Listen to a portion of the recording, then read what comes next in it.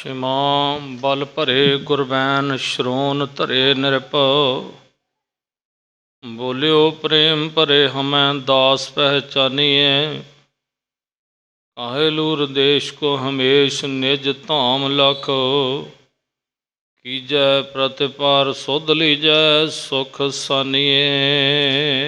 ਵਾਹਿਗੁਰੂ ਜੀ ਕਾ ਖਾਲਸਾ ਵਾਹਿਗੁਰੂ ਜੀ ਕੀ ਫਤਿਹ। ਸਾਹਿਬ ਸਤਿਗੁਰੂ ਸ੍ਰੀ ਗੁਰੂ ਗ੍ਰੰਥ ਸਾਹਿਬ ਜੀਆਂ ਦੀ ਪਾਵਨ ਪਵਿੱਤਰ ਹਜ਼ੂਰੀ ਅੰਦਰ ਸਭਾਏਮਾਨ ਹੋ ਰਹੀ ਗੁਰੂ ਕੀ ਸੰਗਤ। ਸਤਿਗੁਰਾਂ ਨੇ ਸੰਧਿਆ ਦੇ ਸੁੰਦਰ ਦੀਵਾਨਾਂ ਦੇ ਵਿੱਚ ਗੁਰਬਾਣੀ ਦੇ ਕੀਰਤਨ, ਗੁਰਬਾਣੀ ਦੇ ਨਿਤਨੇਮ ਬਖਸ਼ਿਸ਼ ਕੀਤੇ। ਸਤਿਗੁਰੂ ਗੁਰੂ ਗੋਬਿੰਦ ਸਿੰਘ ਮਹਾਰਾਜ ਜੀਆਂ ਦੇ ਜੀਵਨ ਦੀ ਕਥਾ ਆਪਾਂ ਸਰਵਣ ਕਰ ਰਹੇ ਹਾਂ। ਰੋਜ਼ ਦੀ ਰੋਜ਼ ਮਹਾਰਾਜ ਦੇ ਜੀਵਨ ਵਿੱਚੋਂ ਸਾਖੀਆਂ ਸਾਨੂੰ ਪ੍ਰਾਪਤ ਹੁੰਦੀਆਂ। ਪਿਛਲੇ ਦੀਵਾਨ ਅੰਦਰ ਸਰਵਣ ਕੀਤਾ ਹੈ ਕਹਿਲੂਰ ਦਾ ਰਾਜਾ ਭੀਮ ਚੰਦ ਸਤਿਗੁਰਾਂ ਨੂੰ ਆ ਕੇ ਮੱਥਾ ਟੇਕਦਾ, ਮਾਫੀ ਮੰਗਦਾ, ਮਹਾਰਾਜ ਸਾਡੀਆਂ ਗਲਤੀਆਂ ਮੁਆਫ ਕਰ ਦਿਓ। ਧੰਨ ਗੁਰੂ ਗੋਬਿੰਦ ਸਿੰਘ ਮਹਾਰਾਜ ਜੀ ਇਹ ਬਚਨ ਸੁਣ ਕੇ ਕਹਿਣ ਲੱਗੇ, ਰਾਜਨ ਇਹ ਗੁਰੂ ਘਰ ਜਿਸ ਤਰ੍ਹਾਂ ਦੀ ਕੋਈ ਮਨਸਾ ਲੈ ਕੇ ਭਾਵਨਾ ਲੈ ਕੇ ਆਉਂਦਾ ਹੈ ਉਹੋ ਜਿਹੇ ਫਲ ਉਸ ਨੂੰ ਪ੍ਰਾਪਤ ਹੁੰਦਾ ਹੈ। ਗੁਰੂ ਘਰ ਵੱਲੋਂ ਤੇਰੇ ਨਾਲ ਕੋਈ ਵਾਅਦਾ ਨਹੀਂ ਹੋਵੇਗਾ। ਜਦੋਂ ਵੀ ਵਾਅਦਾ ਹੋਵੇਗਾ ਤੇਰੇ ਵੱਲੋਂ ਹੋਵੇਗਾ, ਭਾਵੇਂ ਸੁੱਖ ਵਾਸਤੇ, ਦੁੱਖ ਵਾਸਤੇ, ਲੈਣ ਵਾਸਤੇ, ਦੇਣ ਵਾਸਤੇ। ਪਹਿਲ ਤੇਰੇ ਵੱਲੋਂ ਹੋਵੇਗੀ, ਜਵਾਬ ਪੂਰਾ ਬਰਾਬਰ ਦਾ ਮਿਲੇਗਾ। ਇਹ ਬਚਨ ਇਤਿਹਾਸ ਆਪਾਂ ਸਰਵਣ ਕਰ ਰਹੇ ਸੀ। ਆਓ ਅੱਗੇ ਮਹਾਰਾਜ ਕੀ ਆਖਦੇ ਸਰਵਣ ਕਰੀਏ। ਮਿਲ ਕੇ ਆਖੀਏ ਸਤਿਨਾਮ ਸ੍ਰੀ ਵਾਹਿਗੁਰੂ ਜੀ। ਸ਼ਿਮਾ ਬਲ ਭਰੇ ਗੁਰਬੈਨ ਸ਼ਰੋਨ ਧਰੇ ਨਿਰਭਉ। ਸਤਿਗੁਰਾਂ ਦੇ ਜਿਹੜੇ ਬਚਨ ਨੇ ਨਾ ਗੁਰਮੁਖੋ ਸ਼ਿਮਾ ਕਰਨ ਵਾਲੇ, ਮੁਆਫ ਕਰਨ ਵਾਲੇ ਨੇ। ਮਹਾਰਾਜ ਹੈ ਹੀ ਮੁਆਫ ਕਰਨ ਵਾਲੇ। ਜੇ ਮੁਆਫ ਨਾ ਕਰਨ ਤੇ ਸਿੱਖ ਮੁਕਤ ਨਹੀਂ ਹੋ ਸਕਦਾ। ਸਤਿਗੁਰਾਂ ਦਾ ਸੁਭਾਅ ਹੀ ਹੈ, ਦੇਖ ਕੇ ਅਣਡਿੱਠ ਕੀਤਾ, ਵੇਖ ਕੇ ਅਣਡਿੱਠ ਕਰ ਦਿੰਦੇ, ਮੁਆਫ ਵੀ ਕਰ ਦਿੰਦੇ। ਜਦੋਂ ਸਤਿਗੁਰਾਂ ਦੇ ਬਚਨ ਸੁਣੇ, ਸ਼ਿਮਾ ਕਰਨ ਵਾਲੇ, ਮੁਆਫ ਕਰਨ ਵਾਲੇ, ਔਰ ਬਚਨਾਂ ਵਿੱਚ ਬਲ ਵੀ ਹੈ।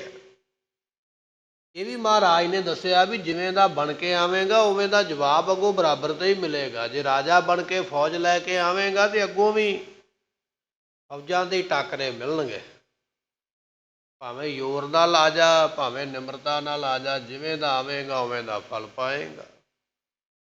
ਮਹਾਰਾਜ ਦੇ ਜਦੋਂ ਐਸੇ ਬਚਨ ਸੁਨੇ ਹਨ, ਬੋਲਿਓ ਪ੍ਰੇਮ ਭਰੇ ਹਮੈ ਦਾਸ ਪਹਿਚਾਨੀਏ। ਰਾਜਾ ਹੱਥ ਜੋੜ ਕੇ ਕਹਿਣ ਲੱਗਾ, ਨਹੀਂ ਮਹਾਰਾਜ, ਫੌਜਾਂ ਲਿਆਉਣੀਆਂ, ਮੱਥਾ ਲਾਉਣਾ, ਇਹ ਕੰਮ ਠੀਕ ਨਹੀਂ ਹੈ। ਮੈਂ ਤੇ ਆਪ ਜੀ ਦਾ ਦਾਸ ਹਾਂ, ਪ੍ਰੇਮੀ ਹਾਂ, ਮੈਨੂੰ ਆਪਣਾ ਦਾਸ ਜੰਦ ਨਾ ਕਰੋ। ਕਾਹੇ ਲੂਰ ਦੇਸ਼ ਕੋ ਹਮੇਸ਼ ਨਿਜ ਧਾਮ ਲਖ।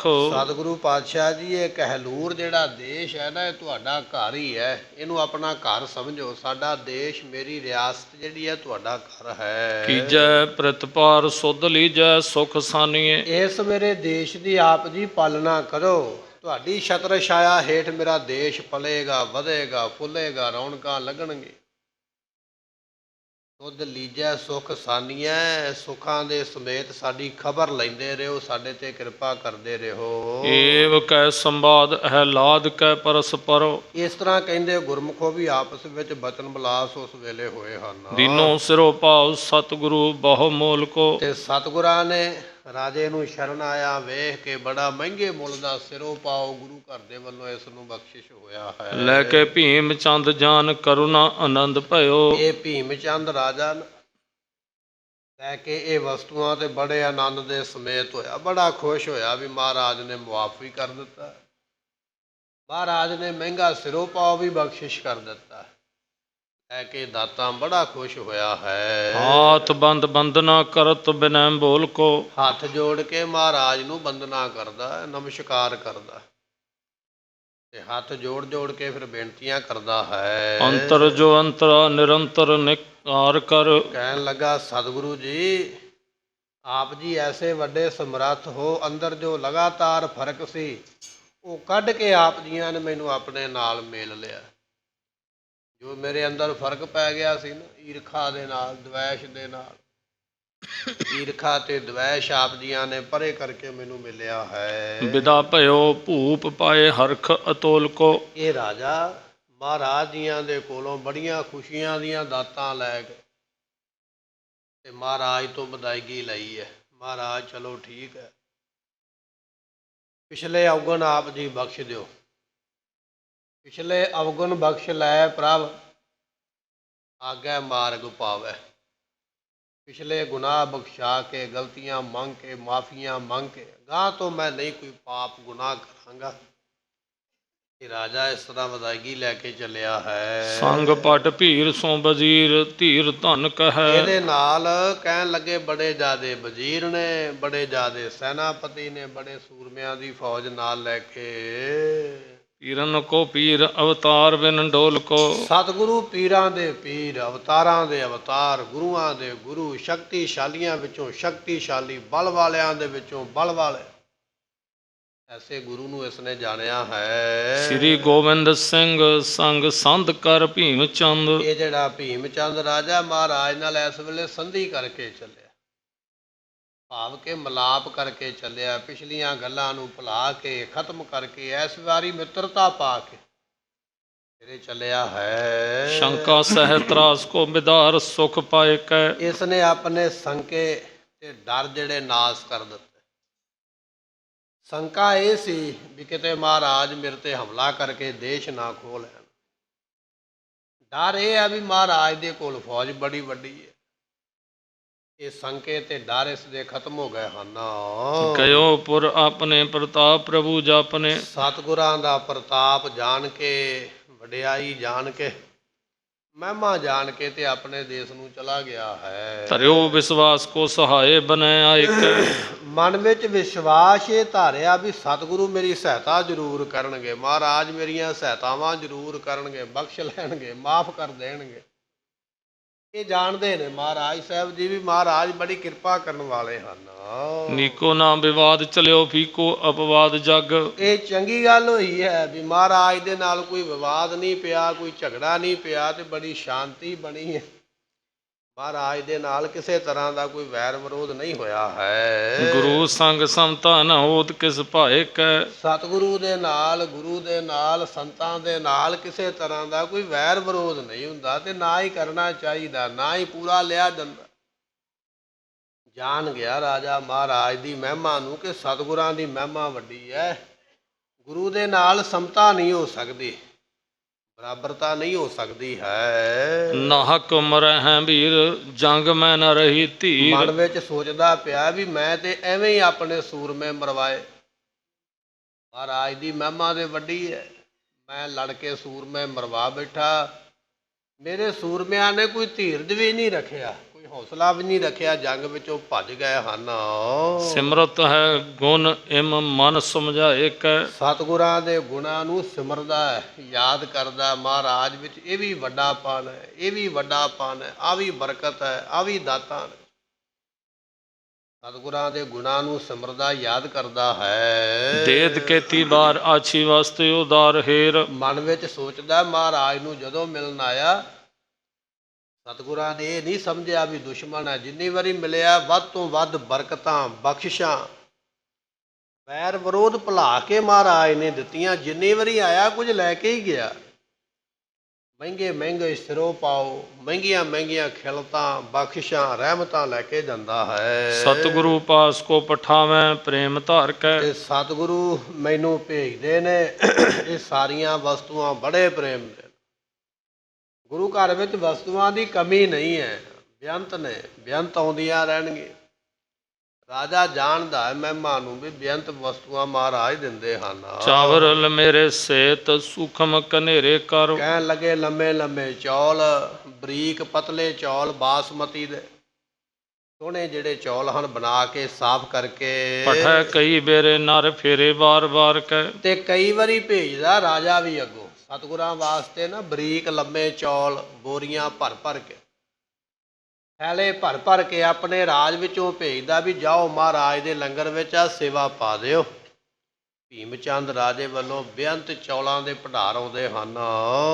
ਉਪਵਨ ਹੂੰ ਕੇਫਲ ਬੀਨ ਬੀਨ ਨੀਕੇ ਕਲਕਾਵਰਾਂ ਕੋ। ਕਹਿਣ ਲੱਗੇ ਬਲਾਂ ਦੇ ਜਿਹੜੇ ਬਨ ਨੇ ਨਾ ਗੁਰਮੁਖ ਬਾਗ ਉਹਨਾਂ ਦੇ ਫਲ ਚੁਣ ਚੁਣ ਕੇ, ਜਿਹੜਾ ਕੋਈ ਫਲ ਬਹੁਤਾ ਪੱਕਿਆ ਹੁੰਦਾ ਨਾ ਬੜਾ ਰਸ ਵਾਲਾ ਹੁੰਦਾ ਬੜਾ ਸਵਾਦ ਹੁੰਦਾ, ਉਹ ਫਲਾਂ ਦੀਆਂ ਵਹਿੰਗੀਆਂ ਭਰ ਭਰ ਕੇ ਦੋ ਬੰਦੇ ਚੁੱਕਦੇ ਨਾ ਡੰਡਾ ਮੋਢੇ ਤੇ ਰੱਖ ਕੇ ਤੇ ਵਿਚਕਾਰ ਟੋਕਰਾ ਲਟਕਾਇਆ ਹੁੰਦਾ, ਐਸੀਆਂ ਵਹਿੰਗੀਆਂ ਫਲਾਂ ਦੀਆਂ ਭਰ ਭਰ ਕੇ ਬਾਗਾਂ ਵਿੱਚੋਂ ਇਕੱਠੇ ਕਰ ਕਰਕੇ ਸੋਹਣੇ ਸਿਓ ਅਨਾਰ ਅਮਰੂਦ ਸੰਤਰਾ ਅੰਬ ਜਿੰਨੇ ਵੀ ਫਲ ਨੇ ਟੋਕਰਿਆਂ ਦੇ ਟੋਕਰੇ ਵਹਿੰਗੀਆਂ ਭਰ ਭਰ ਕੇ ਭੀਮ ਚੰਦ ਰਾਜਾ ਗੁਰੂ ਦਰਬਾਰ ਵਿੱਚ ਅਰਪਣ ਕਰਨ ਵਾਸਤੇ ਭੇਜਦਾ ਹੈ। ਕਲਕਾਵਰਾਂ ਕੋ ਭਰ ਭਰ ਬੇਨਤੀ ਉਚਾਰ ਕੇ। ਕਹਿਣ ਲੱਗੇ ਵੀ ਜਿਹੜੇ ਉਹ ਭਰਨ ਵਾਲੇ ਵਹਿੰਗੀਆਂ ਉਹਨਾਂ ਨੂੰ ਕਹਿੰਦਾ ਵੀ ਵਧੀਆ ਵਧੀਆ ਫਲ ਲੈ ਕੇ ਜਾਇਓ, ਪੱਕੇ ਪੱਕੇ ਰਸ ਵਾਲੇ ਸਵਾਦ ਵਾਲੇ ਫਲ ਜਿਨ੍ਹਾਂ ਵਿੱਚ ਬੜਾ ਸਵਾਦ ਹੈ ਜਿਨ੍ਹਾਂ ਵਿੱਚ ਬੜਾ ਰਸ ਹੈ, ਐਸੇ ਫਲਾਂ ਦੇ ਟੋਕਰੇ ਭਰ ਭਰ ਕੇ ਗੁਰੂ ਦਰਬਾਰ ਵਿੱਚ ਰਾਜੇ ਵੱਲੋਂ ਪਹੁੰਚਦੇ ਹੁੰਦੇ ਹਨ। ਆਰੂ ਅਮਰੂਦ ਰਸ ਪੂਰਨ ਅੰਗੂਰ ਰੂਰ। ਕਹਿਣ ਲੱਗੇ ਮਹਾਰਾਜ ਦੇ ਘਰ ਵਿੱਚ ਆੜੂ ਆ ਰਿਹਾ ਜੀ, ਅਮਰੂਦ ਆ ਰਿਹਾ, ਇਸ ਤਰ੍ਹਾਂ ਅੰਗੂਰ ਆ ਰਿਹਾ ਜਿਹੜੇ ਰਸਾਂ ਦੇ ਨਾਲ ਭਰੇ ਹੋਏ ਰਸਾਂ ਦੇ ਫਲ ਬੜੇ ਸੋਹਣੇ ਅੰਗੂਰ ਗੁੱਛਿਆਂ ਦੇ ਗੁੱਛੇ ਲੰਮੇ ਲੰਮੇ ਅੰਗੂਰ ਬੜੇ ਮਿੱਠੇ ਨੇ ਰਸ ਵਾਲੇ ਨੇ, ਅਮਰੂਦ ਵਗੈਰਾ ਫਲ ਆਉਂਦੇ ਹਨ। ਕਦਲੀ ਰਸਾਲ ਸਿਓ ਪੰਨਸ ਅਨਾਰ ਕੈ। ਕਹਿਣ ਲੱਗੇ ਵੀ ਕਦਲੀ ਨਾਮ ਗੁਰਮੁਖੋ ਕੇਲੇ ਦਾ ਹੈ, ਕੇਲੇ ਦੇ ਫਲ ਵੀ ਆਉਂਦੇ ਨੇ, ਜਿਹੜੇ ਸੇਬ ਨੇ ਸਹਿਤ ਰਸ ਦੇ ਉਹ ਵੀ ਆ ਰਹੇ ਨੇ, ਤੇ ਕਹਿਣ ਲੱਗੇ ਕਟਹਸ ਦਾ ਵੀ ਇੱਕ ਫਲ ਹੁੰਦਾ, ਕਟਹਸ ਉਸ ਨੂੰ ਕਿਹਾ ਜਾਂਦਾ। ਕਹਿਣ ਲੱਗੇ ਕਟਹਲ ਦਾ ਫਲ ਜਿਹੜਾ ਹੈ ਨਾ ਇਹਨਾਂ ਫਲਾਂ ਦੇ ਵੀ ਟੋਕਰੇ ਭਰ ਕੇ ਗੁਰੂ ਦਰਬਾਰ ਵਿੱਚ ਪਹੁੰਚਦੇ ਕਰਦਾ ਹੈ। ਮਿੱਠੇ ਜਾਤ ਜਾਤ ਕੇ ਤੁਰਸ਼ ਭਾਂਤ ਭਾਂਤ ਕੇ। ਇਹ ਜਿਹੜੇ ਫਲ ਨੇ ਗੁਰਮੁਖੋ ਜਾਤ ਜਾਤ ਤੋਂ ਭਾਵ ਲੈ ਲੈਣਾ ਰੰਗਾ ਰੰਗਾ ਦੇ, ਕੋਈ ਮਿੱਠੇ, ਕਈ ਫਲ ਐਸੇ ਹੁੰਦੇ ਜਿਹੜੇ ਮਿੱਠੇ ਹੀ ਸਵਾਦ ਲੱਗਦੇ, ਕੁਝ ਫਲ ਉਹ ਹੁੰਦੇ ਨੇ ਜਿਹੜੇ ਖੱਟੇ ਹੀ ਸਵਾਦ ਲੱਗਦੇ, ਉਹਨਾਂ ਦੀ ਖਟਿਆਈ ਚੰਗੀ ਲੱਗਦੀ ਹੈ। ਕਹਿਣ ਲੱਗੇ ਭਾਂਤਾਂ ਭਾਂਤਾਂ ਦੇ ਰੰਗਾ ਰੰਗਾ ਦੇ, ਕੁਝ ਮਿੱਠੇ ਤੇ ਕੁਝ ਖੱਟੇ ਕੁਝ ਸਵਾਦ ਵਾਲੇ, ਐਸੇ ਜਿਹੜੇ ਫਲ ਨੇ ਗੁਰੂ ਦਰਬਾਰ ਵਿੱਚ ਗੁਰੂ ਕਿਆਂ ਸਿੰਘਾਂ ਦੇ ਛਕਣ ਵਾਸਤੇ ਜਿਹੜਾ ਰਾਜਾ ਭੇਜਦਾ ਹੈ। ਸੰਗਤਾਂ ਵੱਲੋਂ ਐਸੇ ਪਦਾਰਥ ਆਉਂਦੇ ਹਨ। ਲਗੇ ਜੋ ਭਾਂਤ ਭਾਂਤ ਕੇ ਤੁਰਾਏ ਅਨਵਾਏ ਕਰ। ਕਹਿਣ ਲੱਗੇ ਭਾਂਤਾਂ ਭਾਂਤਾਂ ਦੇ ਕਈ ਤਰ੍ਹਾਂ ਦੇ ਲੱਗੇ ਹੋਏ ਫਲ ਟਾਹਣੀਆਂ ਦੇ ਨਾਲ ਉਹਨਾਂ ਨੂੰ ਉਹ ਤਰਵਾਉਂਦਾ ਕਹਿ ਕੇ ਮਾਲੀਆਂ ਨੂੰ ਵੀ ਐਸ ਰੁੱਖ ਦੇ ਨਾਲੋਂ ਆ ਪੱਕੇ ਫਲ ਤੋੜ ਕੇ ਟੋਕਰਾ ਭਰੋ। ਸੋਹਣੇ ਸੋਹਣੇ ਪੱਕੇ ਪੱਕੇ ਫਲ ਟੋਕਰੇ ਭਰ ਭਰ ਕੇ ਬਾਗਾਂ ਵਿੱਚੋਂ ਉਤਾਰ ਕੇ ਰੁੱਖਾਂ ਦੇ ਨਾਲੋਂ ਭੀਮ ਚੰਦ ਰਾਜਾ ਪਹੁੰਚਦੇ ਕਰਦਾ ਹੈ। ਭੇਜੈ ਸੰਗ ਦੂਤ ਕੋ ਬਖਾਨ ਬਿਨੈ ਪੂਤ ਕੋ। ਇਸ ਤਰ੍ਹਾਂ ਆਪਣੇ ਦੂਤ ਨੂੰ ਭੇਜਦਾ ਹੈ, ਆਪਣੇ ਇੱਕ ਵਜ਼ੀਰ ਨੂੰ ਭੇਜਦਾ। ਜਦੋਂ ਫਲ ਆਉਂਦੇ ਨੇ ਨਾਲ ਆਪਣਾ ਇੱਕ ਵਜ਼ੀਰ ਭੇਜ ਦਿੰਦਾ, ਬੇਨਤੀ ਕਰਦਾ ਮਹਾਰਾਜ ਇੰਨੇ ਟੋਕਰੇ ਇੰਨੇ ਗੱਡੇ ਜਾਂ ਇੰਨੇ ਊਠ ਲੱਦੇ ਹੋਏ ਫਲਾਂ ਦੇ ਇਹ ਤੁਹਾਡੇ ਸੇਵਕ ਰਾਜੇ ਭੀਮ ਚੰਦ ਵੱਲੋਂ ਆਏ ਨੇ। ਇਸ ਤਰ੍ਹਾਂ ਆ ਕੇ ਮਹਾਰਾਜ ਨੂੰ ਦੱਸਿਆ ਜਾਂਦਾ ਹੈ। ਅਨੇਕ ਵਾਰ ਇਸੀ ਰੀਤ ਪ੍ਰੇਮ ਉਪਜਾਏ ਕਰ। ਕਹਿਣ ਲੱਗੇ ਵੀ ਅਨੇਕਾਂ ਵਾਰ, ਇੱਕ ਵਾਰੀ ਨਹੀਂ ਕਈ ਵਾਰੀ ਰਾਜੇ ਨੇ ਸੇਵਾ ਕੀਤੀ ਹੈ। ਇਹ ਨਹੀਂ ਆਪਾਂ ਕਹਿ ਸਕਦੇ ਵੀ ਇੱਕ ਵਾਰੀ ਭੇਜੇ ਤੇ ਨਹੀਂ, ਕਈ ਵਾਰ ਫਲ ਭੇਜ ਕੇ ਰਾਜਾ ਸੇਵਾ ਕਰਦਾ ਹੈ। ਆਪ ਆਨ ਮਿਲੈ ਕਹਿ ਬਾਤਨ ਪ੍ਰਸੰਨ ਕਰੈ। ਕਦੇ ਕਦੇ ਰਾਜਾ ਗੁਰਮੁਖੋ ਆਪ ਵੀ ਮਿਲਦਾ ਆ ਕੇ ਗੱਲਾਂ ਬਾਤਾਂ ਕਰਦਾ, ਮਹਾਰਾਜ ਨੂੰ ਪ੍ਰਸੰਨ ਕਰਦਾ, ਖੁਸ਼ ਕਰਦਾ ਹੈ। ਖੁਸ਼ੀ ਪ੍ਰਭ ਧਰੈ ਨਿਜ ਸਹਿਜ ਸੁਭਾਏ ਕਰ। ਸਤਿਗੁਰੂ ਪਾਤਸ਼ਾਹ ਮਹਾਰਾਜ ਜੀ ਸੁਭਾਵਕ ਹੀ ਉਹਦੇ ਉੱਪਰ ਖੁਸ਼ੀ ਵੀ ਕਰਦੇ, ਸ਼ਰਨ ਵਿੱਚ ਆਇਆ ਜਾਣ ਕੇ ਨਾ, ਪ੍ਰੇਮੀ ਹੋਇਆ ਜਾਣ ਕੇ ਸਤਿਗੁਰੂ ਰਾਜੇ ਦੇ ਉੱਪਰ ਬਹੁਤ ਜ਼ਿਆਦੀਆਂ ਖੁਸ਼ੀਆਂ ਕਰਦੇ ਹਨ। ਐਸੇ ਭਈ ਸੰਧ ਸਭ ਦੇਸ਼ਨ ਬਿਦਤ ਹੋਏ। ਕਹਿਣ ਲੱਗੇ ਵੀ ਇਹ ਮਹਾਰਾਜ ਦੇ ਨਾਲ ਗੁਰਮੁਖੋ ਸੰਧੀ ਹੋ ਗਈ, ਮਿਲਾਪ ਹੋ ਗਿਆ ਭੀਮ ਚੰਦ ਰਾਜੇ ਦਾ, ਤੇ ਇਹ ਗੱਲ ਨਾ ਦੂਰ ਦੂਰ ਕਈ ਦੇਸ਼ਾਂ ਵਿੱਚ ਪ੍ਰਗਟ ਹੋ ਗਈ। 22 ਧਾਰ ਦੇ ਸਾਰੇ ਰਾਜਿਆਂ ਨੂੰ ਪਤਾ ਲੱਗ ਗਿਆ ਵੀ ਭੀਮ ਚੰਦ ਰਾਜਾ ਮਹਾਰਾਜ ਦੀ ਸ਼ਰਨ ਵਿੱਚ ਪੈ ਗਿਆ ਹੈ। ਪਾਏ ਮਨ ਕਾਮਨਾ ਕੋ ਨਿਵੈ ਨਰ ਭਾਏ ਕਰ। ਤੇ ਸਤਿਗੁਰੂ ਪਾਤਸ਼ਾਹ ਮਹਾਰਾਜ ਦੇ ਕੋਲੋਂ ਕਾਮਨਾਵਾਂ ਪ੍ਰਾਪਤ ਹੁੰਦੀਆਂ ਅਤੇ ਸੰਗਤਾਂ ਜਿਹੜੀਆਂ ਨੇ ਭਾਏ ਕਰਕੇ ਪ੍ਰੇਮ ਕਰਕੇ ਨਿਉਂਦੀਆਂ ਨੇ ਮਹਾਰਾਜ ਦੇ ਚਰਨਾਂ। ਐਸੀਆਂ ਦਾਤਾਂ ਮਹਾਰਾਜ ਬਖਸ਼ਿਸ਼ ਕਰਦੇ, ਸੰਗਤਾਂ ਨਿਮਰਤਾ ਦੇ ਨਾਲ ਆ ਕੇ ਝੁਕਦੀਆਂ ਹਨ। ਦਇਆ ਸਿੰਧ ਐਸੀ ਰੀਤ ਸਮੈ ਕੋ ਬਤੀਤ ਕਰੈ। ਦਇਆ ਦੇ ਸਮੁੰਦਰ ਸਾਹਿਬ ਗੁਰੂ ਗੋਬਿੰਦ ਸਿੰਘ ਮਹਾਰਾਜ ਜੀ ਇਸ ਤਰ੍ਹਾਂ ਦਰਬਾਰ ਦੇ ਵਿੱਚ ਸੰਗਤਾਂ ਦੇ ਵਿੱਚ ਵਿਚਰਦੇ ਨੇ, ਇਸ ਤਰ੍ਹਾਂ ਆਪਣਾ ਸਮਾਂ ਬਤੀਤ ਕਰਦੇ ਹਨ। ਏਕ ਦਿਨ ਸੁੰਦਰੀ ਮਨੋਰਥ ਕੋ ਧਾਰ ਕਰ। ਕਹਿਣ ਲੱਗੇ ਜਦੋਂ ਇਸ ਤਰ੍ਹਾਂ ਗੁਰਮੁਖੋਂ ਦਿਨ ਨਿਕਲਦੇ ਪਏ ਨਾ ਤੇ ਸਾਡੇ ਸਤਿਕਾਰਯੋਗ ਮਾਤਾ ਜੀ, ਮਾਤਾ ਸੁੰਦਰੀ ਜੀ, ਉਹਨਾਂ ਦੇ ਮਨ ਵਿੱਚ ਮਨੋਰਥ ਆਇਆ, ਉਹਨਾਂ ਦੇ ਮਨ ਵਿੱਚ ਇੱਕ ਇੱਛਾ ਪੈਦਾ ਹੋਈ ਹੈ। ਆਨ ਕੇ ਸਮੀਪ ਹੱਥ ਜੋੜ ਕਰ ਖਰੀ ਉਸ ਭਈ। ਵੇਲੇ ਮਾਤਾ ਸਾਹਿਬ ਮਾਤਾ ਸੁੰਦਰੀ ਜੀਆਂ ਨੇ ਹੱਥ ਜੋੜ ਕੇ ਸਤਿਗੁਰਾਂ ਦੇ ਅੱਗੇ ਬੇਨਤੀ ਕੀਤੀ, ਮਹਾਰਾਜ ਇੱਕ ਫਰਿਆਦ ਆਪ ਜੀ ਸੁਣਨਾ ਕਰੋ। ਲਾਜ ਕੇ ਸਮੇਤ ਨਿਜ ਕਾਜ ਕੋ ਵਿਚਾਰ ਕਰ। ਸਤਿਗੁਰੂ ਪਾਤਸ਼ਾਹ ਜੀ ਦੁਨੀਆਦਾਰੀ ਦੇ ਕੰਮ ਤੇ ਇਸੇ ਤਰ੍ਹਾਂ ਹੀ ਚੱਲਦੇ ਨੇ ਅਤੇ ਗੁਰੂ ਘਰ ਦੇ ਕੰਮ ਵੀ ਇਸੇ ਤਰ੍ਹਾਂ ਚੱਲਦੇ ਨੇ। ਇਹ ਤੇ ਕੰਮ ਜਿਹੜੇ ਦੁਨੀਆਦਾਰੀ ਦੇ ਵੇਖੇ ਵਰਤੇ ਜਾਂਦੇ ਅਤ ਕੋ ਇਕਾਂਤ ਪਾਏ ਪ੍ਰੇਮ ਉਪਜਾਏ ਅਤ। ਤੇ ਉਸ ਵੇਲੇ ਪਤੀ ਧੰਨ ਗੁਰੂ ਗੋਬਿੰਦ ਸਿੰਘ ਮਹਾਰਾਜ ਨੂੰ ਬੈਠਿਆਂ ਵੇਖ ਕੇ ਫਿਰ ਮਾਤਾ ਸੁੰਦਰੀ ਜੀ ਬਚਨ ਕਰਦੇ ਹਨ। ਆਨੰਦ ਵਧਾਏ ਥਰੀ ਨੀਚੀ ਨਿਜ ਨਾਰ ਕਰ। ਉਸ ਵੇਲੇ ਬੇਨਤੀ ਕੀਤੀ, ਕਹਿਣ ਲੱਗੀ ਵੀ ਮਹਾਰਾਜ ਸਾਹਿਬ ਜੀ, ਉਹ ਆਪ ਜੀ ਦੇ ਚਰਨਾਂ ਵਿੱਚ ਬੇਨਤੀ, ਆਪ ਜੀ ਸਰਵਣ ਕਰੋ। ਬੋਲੇ ਦੇਖ ਪ੍ਰਭ ਕੌਣ ਸੁਧ ਘਰ ਵਾਲਿਓ ਹੂੰ ਕੀ। ਸਤਿਗੁਰੂ ਪਾਤਸ਼ਾਹ ਮਹਾਰਾਜ ਜੀ ਜਦੋਂ ਬੋਲੇ ਨਾ ਬਚਨ, ਮਹਾਰਾਜ ਨੇ ਪੁੱਛਿਆ, ਕਹਿਣ ਲੱਗੇ ਕੌਣ ਹੈ ਭਾਈ ਜਿਹੜਾ ਸਾਨੂੰ ਖਬਰ ਦਿੰਦਾ ਹੈ। ਕਉ ਮਨ ਠਾਨ ਠਾਂਡੀ ਭਈ ਜੋ ਉਚਾਰ ਕਰ। ਸਤਿਗੁਰੂ ਪਾਤਸ਼ਾਹ ਨੇ ਪੁੱਛਿਆ, ਕਹਿਣ ਲੱਗੇ ਸੁੰਦਰੀ ਜੀ ਤੁਹਾਡੇ ਮਨ ਵਿੱਚ ਕੀ ਵਿਚਾਰ ਹੈ ਦੱਸੋ। ਮਾਤਾ ਸਾਹਿਬ ਮਾਤਾ ਸੁੰਦਰੀ ਜੀ ਆਏ ਨਾ ਸਤਿਗੁਰਾਂ ਦੇ ਦਰਬਾਰ ਵਿੱਚ, ਮੱਥਾ ਟੇਕਿਆ, ਹੱਥ ਜੋੜ ਕੇ ਪਿੱਛੇ ਹੋ ਕੇ ਖੜ ਗਏ। ਕੁਝ ਸਮਾਂ ਮਹਾਰਾਜ ਸੰਗਤਾਂ ਦੇ ਨਾਲ ਬਚਨ ਵਿਲਾਸ ਕਰਦੇ ਰਹੇ। ਫਿਰ ਮਹਾਰਾਜ ਨੇ ਵੇਖਿਆ ਵੀ ਮਹਿਲ ਆਏ ਨੇ, ਕੋਈ ਵਿਸ਼ੇਸ਼ ਬਾਤ ਹੋਵੇਗੀ। ਸਤਿਗੁਰਾਂ ਨੇ ਪੁੱਛ ਹੀ ਲਿਆ, ਕਹਿਣ ਲੱਗੇ ਸੁੰਦਰੀ ਜੀ, ਮਾਤਾ ਸੁੰਦਰੀ ਜੀਆਂ ਨੂੰ ਕਹਿਣ ਲੱਗੇ ਸੰਗਤ ਵਿੱਚ ਆ ਕੇ ਖੜੇ ਹੋ, ਦਰਬਾਰ ਵਿੱਚ ਪਹੁੰਚੇ ਹੋ, ਹੱਥ ਜੋੜ ਕੇ ਕੀ ਮਨੋਰਥ ਲੈ ਕੇ ਆਏ ਹੋ, ਕੀ ਇੱਛਾ ਲੈ ਕੇ ਆਏ ਹੋ, ਕੀ ਮੰਗਣ ਵਾਸਤੇ ਆਏ ਹੋ, ਕੀ ਤੁਹਾਡਾ ਵਿਚਾਰ ਹੈ। ਜੋ ਵੀ ਵਿਚਾਰ ਲੈ ਕੇ ਆਏ ਦੱਸਣਾ ਕਰੋ। ਕਾਟ ਕਾਟ ਮਾਲਕ ਤੁਮਾਰੇ ਸਭ ਤਾਲਕ। ਉਸ ਵੇਲੇ ਮਾਤਾ ਸਾਹਿਬ ਮਾਤਾ ਸੁੰਦਰੀ ਜੀ ਕਹਿਣ ਲੱਗੇ, ਮਹਾਰਾਜ ਜੀ ਆਪ ਜੀ ਤੇ ਘਟਾਂ ਘਟਾਂ ਦੇ ਮਾਲਕ ਹੋਣ, ਮੈਂ ਬੋਲ ਕੇ ਕੀ ਦੱਸਾਂ। ਬੋਲਿਆ ਵੀ ਦੱਸਣਾ ਹੈ, ਆਪ ਤੇ ਬਿਨਾਂ ਬੋਲੇ ਤੋਂ ਜਾਣਦੇ ਹੋ ਨਾ ਮਹਾਰਾਜ, ਘਟਾਂ ਘਟਾਂ ਦੀ ਹਿਰਦਿਆਂ ਦੀ ਆਪ ਜਾਣਨ ਵਾਲੇ। ਤੇ ਜਿੰਨੇ ਲੋਕ ਨੇ, ਖੰਡ ਨੇ, ਬ੍ਰਹਿਮੰਡ ਨੇ, ਸਾਰੇ ਆਪ ਜੀ ਦੇ ਹੁਕਮ ਦੇ ਵਿੱਚ ਨੇ, ਸਾਰਿਆਂ ਦੇ ਉੱਪਰ ਆਪ ਜੀ ਦਾ ਹੁਕਮ ਚੱਲਦਾ ਹੈ। ਪਛਾਨੋ ਤੀਨ ਕਾਲ ਮੈਂ ਸਭਨ ਗਤ ਮਨ ਕੀ। ਸਤਿਗੁਰੂ ਪਾਤਸ਼ਾਹ ਜੀ ਤਿੰਨਾਂ ਕਾਲਾਂ ਵਿੱਚ, ਤਿੰਨਾਂ ਸਮਿਆਂ ਵਿੱਚ ਆਪ ਜੀ ਹਰੇਕ ਦੇ ਮਨ ਦੀ ਜਾਣਨ ਵਾਲੇ। ਜਿਹੜੇ ਸਮੇਂ ਪਿੱਛੇ ਬਤੀਤ ਹੋ ਗਏ ਨੇ, ਉਹਨਾਂ ਬਤੀਤ ਹੋ ਗਏ ਸਮਿਆਂ ਦੇ ਵਿੱਚੋਂ ਵੀ ਆਪ ਜੀ ਨੂੰ ਪਤਾ। ਜਿਹੜਾ ਸਮਾਂ ਹੁਣ ਚੱਲਦਾ ਪਿਆ ਉਹਦਾ ਵੀ ਆਪ ਜੀ ਨੂੰ ਪਤਾ, ਜਿਹੜਾ ਅੱਗੇ ਆਵੇਗਾ ਉਹਦਾ ਵੀ ਆਪ ਜੀ ਨੂੰ ਪਤਾ ਹੈ। ਮਾਤਾ ਸੁੰਦਰੀ ਜੀ ਐਸੀ ਭਾਵਨਾ ਨਾਲ ਬੇਨਤੀ ਕਰਦੇ ਪਏ, ਕਹਿਣ ਲੱਗੇ ਸਤਿਗੁਰੂ ਆਪ ਜੀ ਤਿੰਨਾਂ ਸਮਿਆਂ ਦੀ ਗੱਲ ਨੂੰ ਜਾਣਨ ਵਾਲੇ ਹੋ। ਕਹਾਂ ਕਹਾਂ ਆਪ ਆਗੇ ਬੂਝਨ ਜੋ ਲਾਗੇ ਤੁਮ। ਸਤਿਗੁਰੂ ਪਾਤਸ਼ਾਹ ਜੀ ਆਪ ਜੀ ਪੁੱਛਣ ਲੱਗ ਪਏ ਨਾ ਵੀ ਮੈਂ ਕੀ ਲੈਣ ਆਈ ਆਪ ਜੀ ਦੇ ਕੋਲ। ਸਤਿਗੁਰੂ ਪਾਤਸ਼ਾਹ ਦਸੀਏ ਤੇ ਫਿਰ ਕੀ ਦਸੀਏ, ਤੁਹਾਨੂੰ ਦੱਸਿਆ ਨਹੀਂ ਨਾ ਜਾ ਸਕਦਾ। ਦਸੀਦਾ ਤੇ ਉਹਨੂੰ ਹੈ ਜਿਹਨੂੰ ਪਤਾ ਨਾ ਹੋਵੇ।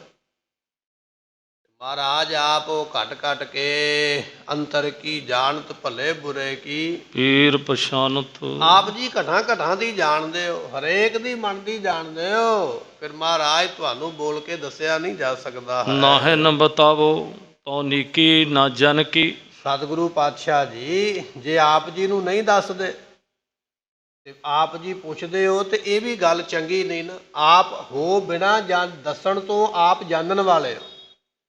ਪਰ ਜੇ ਹੁਣ ਤੁਸੀਂ ਮੈਨੂੰ ਪੁੱਛ ਲਿਆ ਵੀ ਮੈਂ ਤੁਹਾਡੇ ਦਰਬਾਰ ਵਿੱਚ ਕੀ ਲੈਣ ਆਈ ਹਾਂ, ਜੇ ਮੈਂ ਇਸ ਗੱਲ ਦਾ ਜਵਾਬ ਨਹੀਂ ਦਿੰਦੀ ਤੇ ਗੱਲ ਤਾਂ ਵੀ ਨਹੀਂ ਬਣਦੀ, ਤਾਂ ਵੀ ਸਤਿਕਾਰ ਨਹੀਂ ਰਹਿੰਦਾ। ਦੱਸਿਆ ਜਾ ਨਹੀਂ ਸਕਦਾ, ਦੱਸਣ ਦੀ ਲੋੜ ਨਹੀਂ ਹੈ। ਆਪ ਜੀ ਅੰਤਰਜਾਮੀ ਹੋ। ਜੇ ਆਪ ਜੀ ਪੁੱਛਦੇ ਪਏ ਹੋ ਫਿਰ ਵੀ ਨਾ ਦੱਸਾਂ ਗੱਲ ਤਾਂ ਵੀ ਨਹੀਂ ਬਣਦੀ ਹੈ। ਆਪ ਜੀ ਮਹਾਰਾਜ ਸਭ ਜਾਣੀ ਜਾਣ ਹੋ। ਜਗਤ ਕੀ ਸਾਂਝ ਚਿਤ ਚਾਹਤ ਸਦੀਵ ਮੇਰੋ। ਮਹਾਰਾਜ ਮੇਰਾ ਮਨ ਚਾਹੁੰਦਾ ਵੀ ਜਗਤ ਨਾਲ ਸਾਂਝ ਪੈ ਜਾਏ, ਦੁਨੀਆਦਾਰੀ ਨਾਲ, ਸੰਸਾਰ ਨਾਲ ਵੀ ਸਾਂਝ ਪੈਣੀ ਚਾਹੀਦੀ ਹੈ। ਸਾਂਝ ਪਾਉਣ ਵਾਸਤੇ ਉਪਜੈ ਸਪੂਤ ਦੁੱਤ ਧਾਰੈ ਤੁਮ ਤਨ ਕੀ। ਮੇਰੇ ਮਨ ਵਿੱਚ ਵਿਚਾਰ ਇਹ ਆਇਆ ਵੀ ਮੇਰੇ ਘਰ ਵਿੱਚ ਪੁੱਤਰ ਹੋਣਾ ਚਾਹੀਦਾ ਜਿਹਦੇ ਨਾਲ ਸੰਸਾਰ ਵਿੱਚ ਸਾਂਝ ਪੈ ਜਾਵੇ। ਪੁੱਤੀ ਗੰਢ ਪਵੈ ਸੰਸਾਰ, ਇਹ ਮਹਾਰਾਜ ਜੀਆਂ ਦਾ ਬਚਨ ਹੈ। ਗੋਰੀ ਸੇਤੀ ਟੁੱਟੈ ਪਧਾਰ, ਪੁੱਤੀ ਗੰਢ ਪਵੈ ਸੰਸਾਰ। ਮਹਾਰਾਜ ਕਹਿਣ ਲੱਗੇ ਮੀਆਂ ਬੀਵੀ ਦਾ ਝਗੜਾ ਹੋ ਜਾਵੇ, ਪਤੀ ਪਤਨੀ ਦਾ ਟੁੱਟ ਜਾਣ, ਆਪਸ ਵਿੱਚ ਰਿਸ਼ਤਾ ਖਤਮ ਹੋਣ ਤੇ ਆ ਜਾਵੇ, ਪਰ ਖਤਮ ਹੁੰਦੇ ਰਿਸ਼ਤੇ ਵਿੱਚ ਜੇ ਸੰਤਾਨ ਪੈਦਾ ਹੋ ਜਾਵੇ, ਉਹ ਸੰਤਾਨ ਜਿਹੜੀ ਹੈ ਟੁੱਟੇ ਹੋਏ ਰਿਸ਼ਤੇ ਨੂੰ ਫਿਰ ਜੋੜ ਦਿੰਦੀ ਹੈ। ਫਿਰ ਦੋਨਾਂ ਪਰਿਵਾਰਾਂ ਨੂੰ ਸਮਝਣਾ ਪੈਂਦਾ ਵੀ ਬੱਚੇ ਵਾਸਤੇ ਚਲੋ ਇਕੱਠੇ ਹੋ ਕੇ ਚੱਲਦੇ ਆ। ਗੋਰੀ ਸੇਤੀ ਟੁੱਟੈ ਪਧਾਰ, ਪਤੀ ਪਤਨੀ ਦੀ ਟੁੱਟ ਜਾਵੇ ਆਪਸ ਵਿੱਚ, ਰਿਸ਼ਤਾ ਖਤਮ ਹੋ ਜਾਵੇ। ਪੁੱਤੀ ਗੰਢ ਪਵੈ ਸੰਸਾਰ, ਘਰ ਵਿੱਚ ਔਲਾਦ ਪੈ ਜਾਵੇ, ਬਣ ਜਾਵੇ, ਹੋ ਜਾਵੇ ਤੇ ਦੋਨਾਂ ਦਾ ਆਪਸ ਵਿੱਚ ਫਿਰ ਗੰਢ ਪੈ ਜਾਂਦੀ ਹੈ। ਇਹ ਆ ਗੁਰਬਾਣੀ ਦਾ ਅਰਥ। ਪਰ ਦੁਨੀਆ ਦੇ ਲੋਕ ਹੋਰ ਪਾਸੇ ਕਹਿ ਲੈਂਦੇ ਪੁੱਤੀ ਗੰਢ ਪਵੈ ਸੰਸਾਰ, ਵੀ ਪੁੱਤਰ ਦੇ ਨਾਲ ਸੰਸਾਰ ਵਿੱਚ ਗੰਢ ਪੈਂਦੀ ਹੈ, ਅੱਗੇ ਪੀੜ੍ਹੀ ਚੱਲ ਪੈਂਦੀ।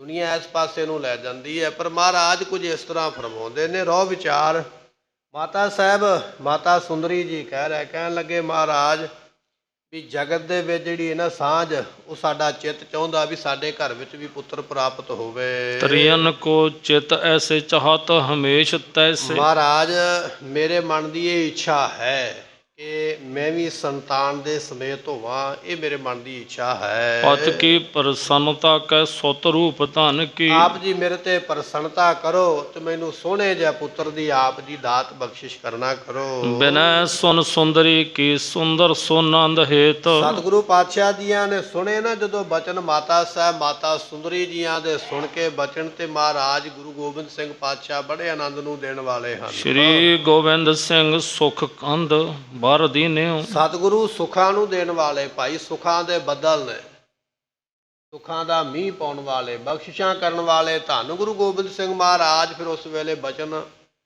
ਵਰਦੇ ਜਿਹੜੇ ਬਖਸ਼ਿਸ਼ ਨੇ ਨਾ, ਦਾਤ ਦੇ ਬਚਨ ਉਸ ਵੇਲੇ ਕਹਿਣ ਲੱਗੇ ਹਨ। ਆਏ ਮਨ ਕਾਮਨਾ ਕੋ ਕੇਤਕ ਸਮੈ ਮੈਂ ਅਬ। ਸਤਿਗੁਰੂ ਪਾਤਸ਼ਾਹ ਕਹਿਣ ਲੱਗੇ ਠੀਕ ਹੈ, ਤੁਸੀਂ ਮਨ ਦੀਆਂ ਕਾਮਨਾਵਾਂ ਥੋੜੇ ਸਮੇਂ ਵਿੱਚ ਪੂਰੀਆਂ ਕਰ ਲਵੋ। ਜਿਹੜੀ ਮਨ ਦੀ ਕਾਮਨਾ ਬਣੀ ਆ ਵੀ ਘਰ ਵਿੱਚ ਪੁੱਤਰ ਪ੍ਰਾਪਤ ਹੋਵੇ, ਉਹ ਮਨ ਦੀ ਕਾਮਨਾ ਤੁਹਾਡੀ ਥੋੜੇ ਸਮੇਂ ਵਿੱਚ ਪੂਰੀ ਹੋ ਜਾਵੇਗੀ। ਸੁਨ ਕੀਨ ਬੰਦਨਾ ਆਨੰਦ ਔਰ ਚੀਨਿਓ। ਇਹ ਬਚਨ ਸੁਣ ਕੇ ਮਾਤਾ ਸਾਹਿਬ ਮਾਤਾ ਸੁੰਦਰੀ ਜੀ ਬੜੇ ਖੁਸ਼ ਹੋਏ ਤੇ ਸਤਿਗੁਰਾਂ ਦੇ ਚਰਨਾਂ ਤੇ ਨਮਸਕਾਰ ਕੀਤੀ ਹੈ। ਲਾਲਸਾ ਸੁਜਾਨ ਕਰ ਸ੍ਰੀ ਗੁਰ ਸੁਜਾਨ ਮਨ। ਸਤਿਗੁਰੂ ਪਾਤਸ਼ਾਹ ਮਹਾਰਾਜ ਸਾਹਿਬ ਜੀ ਲਾਲਸਾ ਨੂੰ ਜਾਣ ਕੇ, ਇੱਛਾ ਨੂੰ ਜਾਣ ਕੇ ਫਿਰ ਮਿਹਰ ਕਰਦੇ ਹਨ।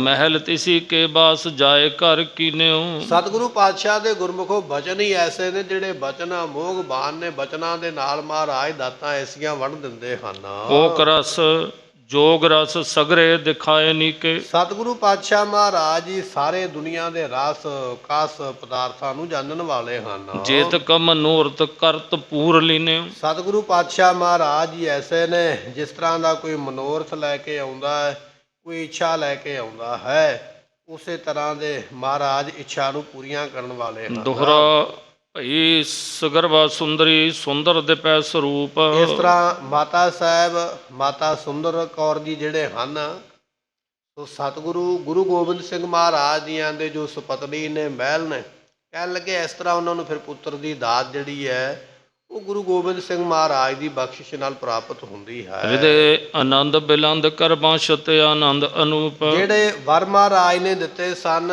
ਉਹ ਵਰ ਜਿਹੜੇ ਸੰਪੂਰਨ ਹੋਏ ਤੇ ਮਨ ਦੇ ਵਿੱਚ ਬੜਾ ਆਨੰਦ ਬਣਿਆ ਹੈ। ਬੀਤ ਗਏ ਨਵ ਮਾਸ ਜਬ ਦਸਮ ਪਰਵਰਤਿਓ ਫੇਰ। ਕਹਿਣ ਲੱਗੇ ਵੀ ਇਸ ਤਰ੍ਹਾਂ ਜਦੋਂ ਕੁਝ ਮਹੀਨੇ ਬਤੀਤ ਹੋ ਗਏ ਤੇ ਉਸ ਵੇਲੇ ਇਹ ਸਮਾਂ ਜਿਹੜਾ ਹੈ ਕੜੀ ਦਰ ਕੜੀ ਇਸੇ ਤਰ੍ਹਾਂ ਚੱਲਦਾ ਹੈ। ਹੋਇਓ ਸਮੇਂ ਪਰ ਸੂਤ ਸੋ ਗੁਜਰੀ ਮੁਦਤ ਬਡੇਰ। ਤੇ ਇਸ ਤਰ੍ਹਾਂ ਫਿਰ ਮਾਤਾ ਸੁੰਦਰ ਕੌਰ ਜੀਆਂ ਦੇ ਘਰ ਵਿੱਚ ਭਾਗ ਲਾਉਣ ਵਾਸਤੇ ਪੁੱਤਰ ਦੇ ਪੈਦਾ ਹੋਣ ਦਾ ਸਮਾਂ ਆਇਆ।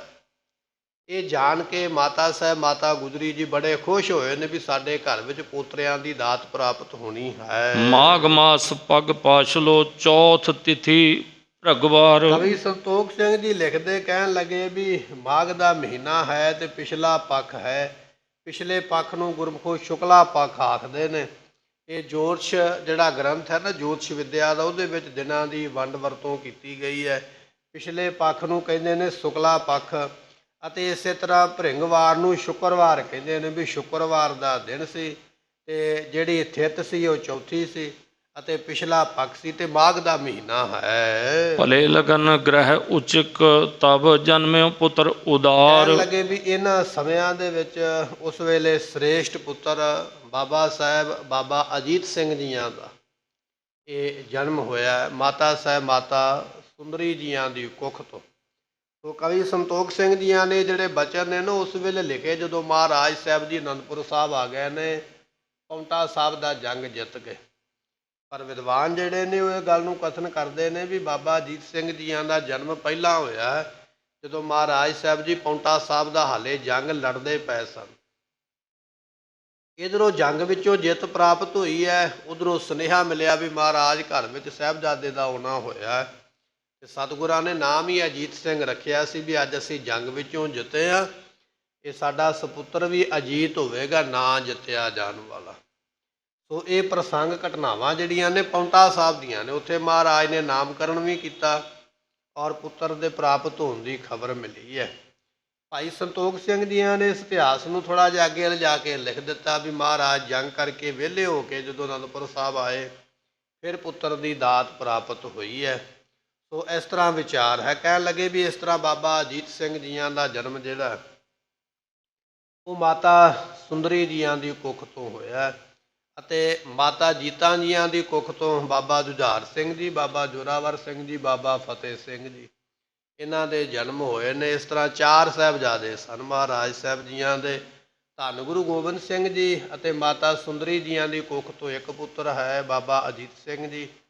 ਮਾਤਾ ਜੀਤੋ ਜੀ ਅਤੇ ਸਾਹਿਬ ਗੁਰੂ ਗੋਬਿੰਦ ਸਿੰਘ ਪਾਤਸ਼ਾਹ ਦੀ ਬਖਸ਼ਿਸ਼ ਦੇ ਨਾਲ ਮਾਤਾ ਜੀਤੋ ਜੀਆਂ ਦੇ 3 ਪੁੱਤਰ ਸਨ, ਅਤੇ ਮਾਤਾ ਸਾਹਿਬ ਕੌਰ ਜੀਆਂ ਨੂੰ ਖਾਲਸੇ ਨੂੰ ਮਹਾਰਾਜ ਨੇ ਝੋਲੀ ਪਾਇਆ ਹੈ। ਸੋ ਇਸ ਤਰ੍ਹਾਂ ਇਹ ਪ੍ਰਸੰਗ ਇਤਿਹਾਸ ਹੈ ਜਿਹੜਾ ਅੱਗੇ ਅੱਗੇ ਜਾ ਕੇ ਆਪਾਂ ਇਸ ਨੂੰ ਸਰਵਣ ਕਰਾਂਗੇ। ਕਹਿੰਦੇ ਵੀ ਇਸ ਤਰ੍ਹਾਂ ਬਾਬਾ ਜੀ ਬਾਬਾ ਅਜੀਤ ਸਿੰਘ ਜੀਆਂ ਦਾ ਸਤਿਗੁਰਾਂ ਦੇ ਬਚਨਾਂ ਦੇ ਨਾਲ ਬਖਸ਼ਿਸ਼ਾਂ ਦੇ ਨਾਲ ਜਨਮ ਹੋਇਆ ਹੈ। ਦੋਹਰਾ ਜਨਮਿਓ ਆਨੰਦ ਆਨੰਦ ਭਇਓ ਮੰਗਲ ਬ੍ਰਿੰਦ ਬਣਾਏ। ਸਤਿਗੁਰਾਂ ਦੇ ਘਰ ਵਿੱਚ ਪੁੱਤਰ ਜਦੋਂ ਪ੍ਰਾਪਤ ਹੋਇਆ ਤੇ ਕਹਿਣ ਲੱਗੇ ਬੜੇ ਆਨੰਦ ਹੋਏ, ਬੜੀਆਂ ਖੁਸ਼ੀਆਂ ਹੋਈਆਂ, ਬੜੀਆਂ ਖੁਸ਼ੀਆਂ ਮਨਾਈਆਂ ਗਈਆਂ ਹਨ। ਬੱਜੀ ਵਧਾਈ ਦੁਆਰ ਪਰ ਨੌਬਤ ਨਾ ਦੇ ਉਠਾਏ। ਗੁਰਮੁਖੋ ਬੜੀਆਂ ਵਧਾਈਆਂ ਦੇਣ ਵਾਲੇ, ਵਧਾਈਆਂ ਲੈਣ ਵਾਲੇ, ਮੰਗਤੇ ਗਨ ਲੋੜਵੰਦ ਬੇਅੰਤ ਇਕੱਠੇ ਹੋ ਗਏ। ਗੁਰੂ ਘਰ ਦੇ ਵਿੱਚ ਬੇਅੰਤ ਖੁਸ਼ੀਆਂ ਉਸ ਵੇਲੇ ਮਨਾਈਆਂ ਗਈਆਂ ਹਨ। ਸਵਈਆ ਛੰਦ ਸ਼੍ਰੀ ਅਨੰਦਪੁਰ ਭਇਓ ਕੁਲਾਹਲ ਜਾਚਕ ਲੋਕ ਮਿਲੇ ਸਮੁਦਾਇ। ਅਨੰਦਪੁਰ ਸਾਹਿਬ ਦੇ ਵਿੱਚ ਬੜਾ ਭਾਈ ਉਸ ਵੇਲੇ ਕੁਲਾਹਲ ਹੋਇਆ। ਕੁਲਾਹਲ ਤੋਂ ਭਾਵ ਹੁੰਦਾ ਵੀ ਬੜੇ ਲੋਕ ਇਕੱਠੇ ਹੋ ਜਾਣ, ਆਪੋ ਆਪਣੀ ਗੱਲ ਬੋਲੀ ਜਾਣ, ਨਿੱਕਾ ਜਿਹਾ ਇੱਧਰ ਇੱਕ ਟੋਲਾ ਬਣਾ ਲਵੇ ਕਿ ਉੱਧਰ ਬਣਾ ਲਵੇ, ਇੱਕ ਦੂਜੇ ਦੀ ਸੁਣੇ ਨਾ, ਉਹਨੂੰ ਕਹਿੰਦੇ ਕੁਲਾਹਲ ਪੈਦਾ ਹੋ। ਜਿਹੜੇ 4 ਜਣੇ ਇਕੱਠੇ ਬੈਠੇ ਨੇ ਇੱਕ ਦੂਜੇ ਦੀ ਗੱਲ ਸੁਣਦੇ ਪਏ, ਦੂਸਰੇ ਪਾਸੇ ਹੋਰ 4 ਜਣੇ ਬੈਠੇ ਹੋ ਆਪਸ ਵਿੱਚ ਸੁਣਦੇ ਪਏ, ਤੀਸਰੇ ਪਾਸੇ ਹੋਰ ਬੈਠੇ ਹੋ ਆਪਸ ਵਿੱਚ ਸੁਣਦੇ ਪਏ। ਆਪਸ ਵਿੱਚ ਤੇ ਗੱਲਾਂ ਸੁਣਦੇ ਨੇ, ਪਰ ਉਹਨਾਂ ਸਾਰੀਆਂ ਦੀਆਂ ਗੱਲਾਂ ਜੇ ਕੋਈ ਪਾਸੇ ਖਲੋ ਕੇ ਸੁਣਨਾ ਚਾਹੇ ਵੀ ਇਹ ਸਾਰੇ ਕੀ ਕਰਦੇ ਪਏ, ਫਿਰ ਨਹੀਂ ਪਤਾ ਲੱਗਦਾ ਵੀ ਕੀ ਹੁੰਦਾ ਪਿਆ। ਜਦੋਂ ਵਿਆਹ ਸ਼ਾਦੀਆਂ ਵਿੱਚ ਪਰਿਵਾਰ ਇਕੱਠੇ ਹੋ ਜਾਂਦੇ ਨਾ, ਰਿਸ਼ਤੇਦਾਰ ਵਿਹੜੇ ਵਿੱਚ ਬੈਠ ਜਾਂਦੇ, ਗੱਲਾਂ ਬਾਤਾਂ ਹੁੰਦੀਆਂ ਤੇ ਪਤਾ ਨਹੀਂ ਲੱਗਦਾ ਵੀ ਕੋਈ ਕੀ ਕਹਿੰਦਾ ਪਿਆ। ਜਿਹੜਾ ਕੋਲ ਬੈਠਾ ਉਹਨੂੰ ਹੀ ਪਤਾ ਲੱਗਦਾ, ਉਹਨੂੰ ਕਹਿੰਦੇ ਕੁਲਾਹਲ ਪੈਣਾ। ਕਹਿਣ ਲੱਗੇ ਸਾਹਿਬਜ਼ਾਦੇ ਦਾ ਜਨਮ ਹੋਇਆ, ਅਨੰਦਪੁਰ ਸਾਹਿਬ ਦੇ ਵਿੱਚ ਬੇਅੰਤ ਸੰਗਤਾਂ ਇਕੱਠੀਆਂ ਹੋਈਆਂ। ਇਹ ਸੰਗਤਾਂ ਦੇ ਇਕੱਠੀਆਂ ਹੋਣ ਦੇ ਨਾਲ ਫਿਰ ਬੜਾ ਇਸ ਤਰ੍ਹਾਂ ਦਾ ਇੱਧਰ ਉੱਧਰ ਗੱਲਾਂ ਬਾਤਾਂ, ਰੌਲਾ ਰੱਪਾ, ਕੁਝ ਸੁਣਾਈ ਨਹੀਂ ਦਿੰਦਾ ਵੀ ਕੀ ਬਣਦਾ ਹੈ। ਪੌਤਰ ਜਨਮ ਤੇ ਗੁਜ਼ਰੀ ਹਰਖਤ ਦੇਤ ਦਰਬ ਕੋ ਜੋ ਦਰਿਆਏ। ਜਦੋਂ ਘਰ ਦੇ ਵਿੱਚ ਪੋਤਰਾ ਪ੍ਰਾਪਤ ਹੋਇਆ ਤੇ ਮਾਤਾ ਸਾਹਿਬ ਮਾਤਾ ਗੁਜਰੀ ਜੀ ਬੜੇ ਖੁਸ਼ ਹੋਏ, ਤੇ ਫਿਰ ਆਪਣੇ ਪੋਤਰੇ ਦੇ ਸਿਰ ਤੋਂ ਵਾਰ-ਵਾਰ ਕੇ ਧਨ ਦਾਦੀ ਮਾਂ ਬੇਅੰਤ ਮੰਗਤਿਆਂ ਨੂੰ ਵੰਡਦੀ ਪਈ ਹੈ। ਉਤਸਵ ਕਰਤ ਮਿਲੀ ਪਿਕ ਬੈਨੀ ਮਧੁਰ ਮਧੁਰ ਸੁਰਗੀਤਨ ਗਾਏ। ਗੁਰਮੁਖੋ ਕੁਝ ਰੀਤਾਂ ਹੁੰਦੀਆਂ ਲੌਕਿਕ, ਕੁਝ ਹੁੰਦੀਆਂ ਵੈਦਿਕ। ਵੈਦਿਕ ਰੀਤਾਂ ਉਹ ਨੇ ਜਿਹੜੀਆਂ ਵੇਦਾਂ ਵਿੱਚ ਗ੍ਰੰਥਾਂ ਵਿੱਚ ਲਿਖੀਆਂ ਗਈਆਂ, ਉਹ ਕਰਨੀਆਂ ਪੈਂਦੀਆਂ। ਜਿਵੇਂ ਮੰਨ ਲਓ ਕਿ ਘਰ ਵਿੱਚ ਬੱਚੇ ਨੇ ਜਨਮ ਲਿਆ ਤੇ ਅੰਮ੍ਰਿਤ ਦੀ ਗੁੜਤੀ ਦਿੱਤੀ ਜਾਂਦੀ ਹੈ। ਇਹ ਵੈਦਿਕ ਰੀਤੀ ਹੈ ਜਿਹੜੀ ਗੁਰੂ ਨੇ ਸਾਨੂੰ ਗ੍ਰੰਥ ਵਿੱਚ ਸਮਝਾਈ ਹੈ ਕਿ ਬੱਚੇ ਦੇ ਮੂੰਹ ਦੇ ਵਿੱਚ ਕੁਝ ਵੀ ਲਾਉਣ ਤੋਂ ਪਹਿਲਾਂ ਅੰਮ੍ਰਿਤ ਉਹਦੇ ਮੂੰਹ ਵਿੱਚ ਪਾਇਆ ਜਾਵੇ। ਅੰਮ੍ਰਿਤ ਦੀ ਗੁੜਤੀ ਇਹ ਹੈ। ਵੈਸੇ ਅਸੀਂ ਤਾਂ ਅੱਗੇ ਤੋਂ ਅੱਗੇ ਆਪਣੇ ਕੋਲੋਂ ਹੀ ਕੰਮ ਸ਼ੁਰੂ ਕਰ ਲਿਆ। ਕੋਈ ਆਖਦਾ ਬੱਚਾ 40 ਦਿਨਾਂ ਦਾ ਹੋ ਜਾਵੇ, ਕੋਈ ਆਖਦਾ 2 ਮਹੀਨੇ ਦਾ ਹੋ ਜਾਵੇ, ਫਿਰ ਅਸੀਂ ਗੁੜਤੀ ਦੇਣ ਤੁਰ ਪੈਂਦੇ। ਪਰ ਅਸਲ ਵਿੱਚ ਅੰਮ੍ਰਿਤ ਦੀ ਗੁੜਤੀ ਜਿਹੜੀ ਨਾ, ਅੰਮ੍ਰਿਤ ਸੰਸਕਾਰ ਜਿਹਨੂੰ ਕਿਹਾ ਜਾਂਦਾ। ਅੰਮ੍ਰਿਤ ਸੰਸਕਾਰ ਇਸ ਤਰ੍ਹਾਂ ਹੁੰਦਾ ਹੈ ਵੀ ਸਰਬਲੋਹ ਦੇ ਬਰਤਨ ਵਿੱਚ ਜਲ ਪਾ ਕੇ, ਕੁਝ ਪਤਾਸੇ ਪਾ ਕੇ ਸ੍ਰੀ ਸਾਹਿਬ ਦੇ ਨਾਲ ਜਪਜੀ ਸਾਹਿਬ ਦਾ ਪਾਠ ਕੀਤਾ ਜਾਂਦਾ। ਜਪਜੀ ਸਾਹਿਬ ਦਾ ਪਾਠ ਕਰਨ ਤੋਂ ਮਗਰੋਂ ਫਿਰ ਅਰਦਾਸ ਕੀਤੀ ਜਾਂਦੀ ਹੈ। ਅਰਦਾਸ ਕਰਕੇ ਫਿਰ 5 ਬੂੰਦਾਂ ਜਿਹੜੀਆਂ ਨੇ ਉਹ ਬੱਚੇ ਦੇ ਮੂੰਹ ਵਿੱਚ ਪਾਈਆਂ ਜਾਂਦੀਆਂ। ਉਹਨੂੰ ਕਿਹਾ ਜਾਂਦਾ ਅੰਮ੍ਰਿਤ ਸੰਸਕਾਰ। ਅੰਮ੍ਰਿਤ ਛਕਾ ਕੇ ਅੰਮ੍ਰਿਤ ਦੀ ਗੁੜਤੀ ਦਿੱਤੀ ਹੈ। ਦਿੱਤੀ ਸ਼ਸਤਰ ਦੇ ਨਾਲ ਹੈ, ਤਲਵਾਰ ਦੇ ਨਾਲ, ਸ੍ਰੀ ਸਾਹਿਬ ਦੇ ਨਾਲ ਦਿੱਤੀ ਹੈ। ਇਸ ਤਰ੍ਹਾਂ ਉਹ ਜਿਹੜਾ ਸੰਸਕਾਰ ਕੀਤਾ ਜਾਂਦਾ। ਤੇ ਬਾਕੀ ਦਾ ਅੰਮ੍ਰਿਤ ਜਿਹੜਾ ਬੱਚੇ ਦੀ ਮਾਤਾ ਨੂੰ ਪਿਲਾਇਆ ਜਾਂਦਾ, ਕਿਉਂਕਿ ਮਾਂ ਦਾ ਦੁੱਧ ਪੀ ਕੇ ਬੱਚੇ ਨੇ ਪਲਣਾ ਹੈ। ਅਤੇ ਦੱਸਿਆ ਜਾਂਦਾ ਹੈ ਵੀ ਜਿਹੜੀਆਂ ਗੁਰੂ ਘਰ ਦੇ ਵਿੱਚ ਚੀਜ਼ਾਂ ਦੀ ਪਾਬੰਦੀ ਹੈ, ਮੀਟ ਮਾਸ ਸ਼ਰਾਬ ਨਸ਼ਾ ਜੋ ਵੀ ਹੈ, ਉਹ ਨਾ ਖਾਣਾ, ਨਾ ਬੱਚੇ ਦੇ ਮੂੰਹ ਲਾਉਣਾ। ਇਸ ਤਰ੍ਹਾਂ ਵਿਧੀ ਨੂੰ ਕੀਤਾ ਜਾਂਦਾ। ਜਦੋਂ ਬੱਚਾ ਥੋੜ੍ਹਾ ਜਿਹਾ ਵੱਡਾ ਹੋ ਜਾਵੇ, 10-12 ਸਾਲ ਦਾ, ਆਪਣੇ ਆਪ ਨੂੰ ਸੰਭਾਲਣ ਜੋਗਾ ਹੋ ਜਾਵੇ, ਨਿਤਨੇਮ ਕਰਨ ਜੋਗਾ, ਫਿਰ ਉਸ ਨੂੰ ਅੰਮ੍ਰਿਤ ਛਕਾਇਆ ਜਾਂਦਾ ਪੂਰਨ ਤੌਰ 'ਤੇ 5 ਪਿਆਰਿਆਂ ਦੇ ਕੋਲ। ਉਸ ਨੂੰ ਫਿਰ ਅੰਮ੍ਰਿਤ ਸੰਸਕਾਰ ਕਿਹਾ ਜਾਂਦਾ। ਅੰਮ੍ਰਿਤ ਛਕ ਕੇ ਸਿੱਖ ਬਣ ਗਿਆ। ਇਹ ਵਿਧੀ ਹੈ। ਇਸ ਨੂੰ ਵੈਦਿਕ ਵਿਧੀ ਗ੍ਰੰਥਾਂ ਵਿੱਚ ਲਿਖੀ ਮੰਨਿਆ ਜਾਂਦਾ, ਕਿਹਾ ਜਾਂਦਾ। ਪਰ ਅਸੀਂ ਕੀ ਕਰਦੇ ਹਾਂ? ਬੱਚੇ ਨੇ ਜਨਮ ਲਿਆ, ਹਰੇਕ ਹੀ ਆਪਣਾ ਹੱਕ ਜਤਾਉਂਦਾ। ਭੂਆ ਆ ਗਈ, ਮਾਸੀ ਆ ਗਈ, ਮਾਮਾ ਆ ਗਿਆ, ਫੁੱਫੜ ਆ ਗਿਆ, ਫਲਾਣਾ ਢਿੰਗੜਾ, ਜਿਹੜਾ ਮਰਜ਼ੀ ਆ ਗਿਆ। ਕੋਈ ਗੁੜ ਲਾਈ ਜਾਂਦਾ, ਕੋਈ ਹੋਰ ਮਿੱਠਾ ਲਾਈ ਜਾਂਦਾ। ਮੈਂ ਗੁੜਤੀ ਦੇਣੀ ਹੈ, ਮੈਂ ਗੁੜਤੀ ਦੇਣੀ ਹੈ, ਮੈਂ ਨਾ ਪਿੱਛੇ ਰਹਿ ਜਾਵਾਂ। ਜਦੋਂ ਫਿਰ ਕਾਫੀ ਦਿਨ ਲੰਘ ਜਾਂਦੇ, ਮਹੀਨਾ 2 ਮਹੀਨੇ ਲੰਘ ਜਾਂਦੇ, ਫਿਰ ਸਾਨੂੰ ਉਹ ਚੇਤਾ ਆ ਜਾਂਦਾ ਵੀ ਇਹ ਕੰਮ ਹੋਰ ਵੀ ਰਹਿੰਦਾ, ਉਹ ਵੀ ਕਰ ਲਈਏ। ਉਹ ਕਿਹੜਾ ਹੈ? ਅੰਮ੍ਰਿਤ ਦੀ ਗੁੜਤੀ ਦਾ, ਅੰਮ੍ਰਿਤ ਛਕਾਉਣ ਦਾ। ਉਹਨੂੰ ਅਸੀਂ ਬਾਅਦ ਵਿੱਚ ਲੈ ਗਏ, ਦੂਜੇ ਤੀਜੇ ਚੌਥੇ ਨੰਬਰ 'ਤੇ, ਜਾਂ ਨੰਬਰਾਂ ਤੋਂ ਕੰਮ ਵੀ ਬਾਹਰ ਹੀ ਹੋ ਗਿਆ। ਰਿਸ਼ਤੇਦਾਰੀ ਇੰਨੇ ਜੁੜ ਗਿਆ ਵੀ ਉਹ ਗੁੜਤੀ ਦੇ ਦੇ ਕੇ ਬੱਚੇ ਨੂੰ ਭਾਵੇਂ ਸ਼ੂਗਰ ਹੋ ਜਾਵੇ, ਪਰ ਗੁੜਤੀ ਵਾਲੇ ਨਹੀਂ ਮੁੱਕਦੇ, ਤੁਰੇ ਆਉਂਦੇ ਵਾਰੀ-ਵਾਰੀ। ਫਿਰ ਉਹ 'ਤੇ ਇੱਕ ਪਰੰਪਰਾ ਰਹਿ ਜਾਂਦੀ ਹੈ ਵੀ ਬਸ ਲੋਕਾਂ ਨੂੰ ਦੱਸਣ ਯੋਗ ਹੋ ਗਿਆ ਵੀ ਹਾਂ ਅਸੀਂ ਗੁੜਤੀ ਦੇ ਦਿੱਤੀ ਹੈ ਜਾਂ ਅੰਮ੍ਰਿਤ ਸੰਸਕਾਰ ਕਰ ਲਿਆ। ਪਰ ਅਸਲ ਵਿੱਚ ਬਚਨ ਇਹ ਹੈ, ਮੂੰਹ ਦੇ ਵਿੱਚ ਕੁਝ ਵੀ ਲਾਉਣ ਤੋਂ ਪਹਿਲਾਂ ਅੰਮ੍ਰਿਤ ਦੀ ਬੂੰਦ ਮੂੰਹ ਵਿੱਚ ਪਵੇ, ਉਹ ਹੈ ਅੰਮ੍ਰਿਤ ਸੰਸਕਾਰ। ਤੇ ਫਿਰ ਜਿਹੋ ਜਿਹੀ ਆਪਾਂ ਗੁੜਤੀ ਦੇਵਾਂਗੇ, ਤੁਸੀਂ ਵੇਖ ਲਿਓ ਆਪਣੇ ਘਰਾਂ ਵਿੱਚ, ਪਰਿਵਾਰਾਂ ਵਿੱਚ, ਜਿਹੜੇ ਬੰਦੇ ਨੇ, ਜਿਹੜੇ ਬੱਚੇ ਨੂੰ ਗੁੜਤੀ ਦਿੱਤੀ ਹੁੰਦੀ ਹੈ ਨਾ ਕੁਝ ਲੱਛਣ ਉਹਦੇ 'ਤੇ ਜਾਂਦੇ ਹੀ ਜ਼ਰੂਰ ਨੇ। ਭਾਵੇਂ ਕਿ ਉਹ ਮਾਮਾ ਫੁੱਫੜ ਕੋਈ ਵੀ ਖਾਣ ਪੀਣ ਵਾਲਾ ਹੋਵੇ ਨਾ, ਬੱਚਾ ਵੀ ਉਹੋ ਜਿਹਾ ਹੀ ਹੋਵੇਗਾ। ਫਿਰ ਉਹ ਬੋਤਲਾਂ ਦੇ ਢੱਕਣ ਹੀ ਖੋਲ੍ਹੇਗਾ। ਕੁਝ ਨਾ ਕੁਝ ਲੱਛਣ ਚਲੇ ਜਾਂਦੇ, ਉੱਧਰ ਨੂੰ ਤੁਰ ਜਾਂਦੇ। ਜੇ ਕੋਈ ਚੰਗੀ ਕਮਾਈ ਕਰਨ ਵਾਲਾ ਹੋਵੇ ਤਾਂ ਥੋੜ੍ਹੇ ਜਿਹੇ ਉੱਧਰ ਨੂੰ ਚਲੇ ਜਾਂਦੇ। ਫਿਰ ਉਸ ਪਾਸੇ ਨੂੰ ਉਹਦੀ ਗਤੀਵਿਧੀ ਚੱਲ ਪੈਂਦੀ ਹੈ। ਇਸ ਕਰਕੇ ਮਹਾਰਾਜ ਨੇ ਆਖਿਆ ਵੀ ਬੰਦਿਆਂ ਵਿੱਚ ਤੇ ਔਗਣ ਵੀ ਬੜੇ ਨੇ ਤੇ ਗੁਣ ਵੀ ਬੜੇ ਨੇ। ਬੰਦਿਆਂ ਦੇ ਗੁਣਾਂ ਔਗਣਾਂ ਨੂੰ ਪਰੇ ਕਰਕੇ ਗੁਰੂ ਵਾਲੇ ਪਾਸੇ ਚੱਲ। ਹੁਣ ਜਪਜੀ ਸਾਹਿਬ ਦੀ ਬਾਣੀ ਵਿੱਚ ਤੇ ਕੋਈ ਔਗਣ ਨਹੀਂ ਨਾ ਹੈਗਾ। ਜਪਜੀ ਸਾਹਿਬ ਦੀ ਬਾਣੀ ਹੈ ਗੁਰੂ ਨਾਨਕ ਦੇਵ ਪਾਤਸ਼ਾਹ ਦਾ ਰੂਪ। ਜਦੋਂ ਉਹ ਬਾਣੀ ਪੜ੍ਹ ਕੇ ਅੰਮ੍ਰਿਤ ਮੂੰਹ ਨੂੰ ਲਾਵੇਗਾ, ਫਿਰ ਗੁਰੂ ਨਾਨਕ ਦੇਵ ਪਾਤਸ਼ਾਹ ਦਾ ਹੱਥ ਬੱਚੇ ਦੇ ਸਿਰ 'ਤੇ ਹੋਵੇਗਾ। ਫਿਰ ਤਾਤੀ ਵਾਓ ਨਾ ਲੱਗਈ, ਪਰ ਅਸੀਂ ਤੇ ਚਾਕੂ ਛੁਰੀਆਂ ਸਹਾਣੇ ਰੱਖੀ ਬੈਠੇ। ਭੂਤ ਆਵੇਗਾ ਤੇ ਚਾਕੂ ਨੂੰ ਵੇਖ ਕੇ ਭੱਜ ਜਾਏਗਾ। ਜਿਹੜਾ ਚੱਲ ਕੇ ਆ ਗਿਆ ਚਾਕੂ ਨੂੰ ਵੇਖ ਕੇ ਥੋੜ੍ਹੀ ਭੱਜੇਗਾ। ਫਿਰ ਕੁਝ ਨਾ ਕੁਝ ਵਿਖਾ ਕੇ ਜ਼ਰੂਰ ਜਾਏਗਾ। ਉਹਦਾ ਕਾਰਨ ਇਹ ਹੈ, ਜੋ ਗੁਰੂ ਨੇ ਦੱਸਿਆ ਉਹਦੇ ਤੋਂ ਦੂਰ ਹੋ ਗਿਆ, ਪਰੇ ਹੋ ਗਿਆ। ਹੁਣ ਡਰਦੇ ਹਾਂ, ਕੋਈ ਮੰਜੇ ਦੇ ਨਾਲ ਧਾਗਾ ਬੰਨ੍ਹ ਕੇ ਬੈਠਾ, ਕੋਈ ਲੋਹੇ ਦੀ ਚੀਜ਼ ਰੱਖ ਕੇ ਬੈਠਾ, ਕੋਈ ਆਖਦਾ ਬੱਚੇ ਦੇ ਕੋਲ ਇੱਕ ਜਣਾ ਬੈਠਾ ਰਵੇ, ਹਿੱਲਣਾ ਨਹੀਂ ਚਾਹੀਦਾ, ਇੱਥੋਂ ਦੂਰ ਨਹੀਂ ਜਾਣਾ ਚਾਹੀਦਾ। ਇਹੋ ਜਿਹੀਆਂ ਪਰੰਪਰਾਵਾਂ ਉਹ ਬਣ ਗਈਆਂ। ਆਪਣੇ ਕੋਲੋਂ ਡਰ ਦੇ ਨਾਲ, ਸਹਿਮ ਦੇ ਨਾਲ। ਮਹਾਰਾਜ ਕਹਿਣ ਲੱਗੇ, ਜਿਸ ਕਾ ਸਾਹਿਬ ਡਾਢਾ ਹੋਏ ਇਸ ਨੂੰ ਮਾਰ ਨਾ ਸਕੈ ਕੋਏ। ਜਦੋਂ ਡਾਢੇ ਸਾਹਿਬ ਦੀ ਬਾਣੀ ਪੜ੍ਹ ਲਈ ਨਾ, ਜਪਜੀ ਸਾਹਿਬ ਦਾ ਪਾਠ ਕਰਕੇ ਅੰਮ੍ਰਿਤ ਛਕਾ ਦਿੱਤਾ, ਤੇ ਫਿਰ ਉਹਦਾ ਵਾਲ ਨਹੀਂ ਕੋਈ ਵਿੰਗਾ ਕਰੇ। ਜਿਹੜਾ 9 ਮਹੀਨੇ ਗਰਭ ਵਿੱਚ ਪਾਲ ਕੇ ਦੁਨੀਆ ਤੇ ਲਿਆ ਸਕਦਾ ਹੈ, ਰੱਖਿਆ ਕਰ ਸਕਦਾ ਹੈ। ਜਿੱਥੈ ਤੂੰ ਸਮਰੱਥ, ਜਿੱਥੈ ਕੋਏ ਨਾ ਹੈ ਉਥੈ ਤੇਰੀ ਰੱਖ। ਬਾਣੀ ਦਾ ਬਚਨ ਹੈ ਗੁਰਮੁਖ। ਜਿਹਨੇ ਉੱਥੇ ਨਹੀਂ ਵਾਹ ਲੱਗਣ ਦਿੱਤੀ, ਉਹ ਲੱਗਣ ਤੇ ਬਾਹਰ ਵੀ ਨਹੀਂ ਦੇਵੇਗਾ। ਪਰ ਭਰੋਸਾ ਨਹੀਂ ਨਾ ਸਾਨੂੰ, ਤੇ ਚਾਕੂਆਂ ਤੇ ਕਰਦਾਂ ਤੇ ਧਾਗਿਆਂ ਤੇ ਭਰੋਸਾ ਆ ਗਿਆ, ਜਾਂ ਕਾਲੇ ਟਿੱਕੇ ਤੇ ਆ ਜਾਂਦਾ, ਮੂੰਹ ਨੂੰ ਲਾ ਦਈਏ, ਮੱਥੇ ਨੂੰ ਲਾ ਦਈਏ, ਕਾਲਖ ਤੇ ਆਪ ਹੀ ਮਲਦੇ ਪਏ। ਇਹ ਗੱਲਾਂ ਮਨਾਹੀ ਨੇ ਗੁਰਮਤਿ ਵਿੱਚ, ਗੁਰੂ ਆਗਿਆ ਵਿੱਚ, ਗੁਰੂ ਹੁਕਮ ਦੇ ਵਿੱਚ ਇਹਨਾਂ ਦੀ ਮਨਾਹੀ ਕੀਤੀ ਜਾਂਦੀ, ਪਰ ਆਪਾਂ ਕਰਦੇ ਹਾਂ। ਰੋਹ ਵਿਚਾਰ ਇੱਥੇ ਬਚਨ ਆ ਗਿਆ। ਇਹ ਜਿਹੜੇ ਸੰਸਕਾਰ ਹੁੰਦੇ ਨੇ, ਇਹਨਾਂ ਨੂੰ ਵੈਦਿਕ ਆਖਿਆ ਜਾਂਦਾ, ਗ੍ਰੰਥਾਂ ਵਿੱਚ ਲਿਖੇ ਹੋਏ। ਇਹ ਆਪਾਂ ਸਿੱਖ ਮੱਤ ਦੀ ਗੱਲ ਕੀਤੀ ਹੈ ਵੀ ਸਿੱਖ ਧਰਮ ਦੇ ਵਿੱਚ ਇਸ ਤਰ੍ਹਾਂ ਬੱਚੇ ਦਾ ਜਨਮ ਸੰਸਕਾਰ ਹੁੰਦਾ। ਹੋਰਾਂ ਧਰਮਾਂ ਦੀ ਵੀ ਆਪੋ ਆਪਣੀ ਮਰਿਆਦਾ ਹੈ, ਉਸੇ ਤਰ੍ਹਾਂ ਕੀਤਾ ਜਾਂਦਾ ਹੈ। ਪਰ ਕਲਯੁਗ ਦਾ ਸਮਾਂ ਭਾਰੀ ਭਰਕਮ ਹੋਣ ਕਰਕੇ ਮਰਿਆਦਾ ਤੇ ਚੱਲਦੀ ਹੈ, ਰੀਤ ਤੇ ਚੱਲਦੀ ਹੈ, ਪਰ ਸਮੇਂ ਤੋਂ ਪਛੜ ਕੇ ਚੱਲਦੀ ਹੈ। ਸਮੇਂ ਤੋਂ ਪਛੜ ਕੇ ਚੱਲੀ ਤੇ ਫਿਰ ਕੀ ਚੱਲੇ?